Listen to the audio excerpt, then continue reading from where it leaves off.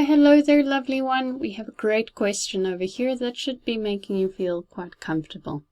We've got 2 to the power of 3n times 9. Okay, well, we can see that that needs to be reduced to a product of its prime factors to the power of n plus 1, and at the bottom 72 to the power of n, so that also needs to be written as a product of its prime factors.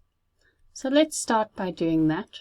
We all know that 9 is actually 3 squared, so that's not so bad. The 72 you could work out.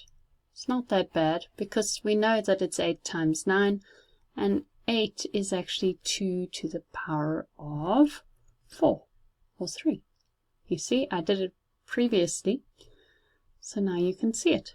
2 to the power of 3 times by 3 to the power of 2n.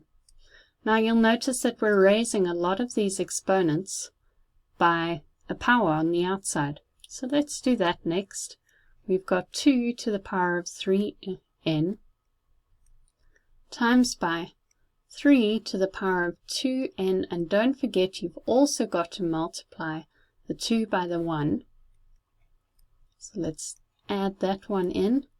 And then at the bottom we have 2 to the power of 3n times by 3 to the power of 2n.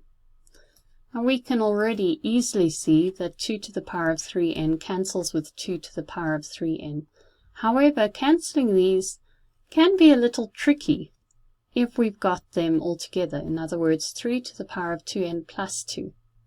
So it's far easier to just break that up into 3 to the power of 2n times by 3 to the power of 2 over 3 to the power of 2n. Do you see what I mean? Far easier to just cancel those like that. So our final answer is 3 to the power of 2, which is a perfectly acceptable answer. If you want to take it to the next step, you are welcome to, but this should be what your teacher's looking for. Much love.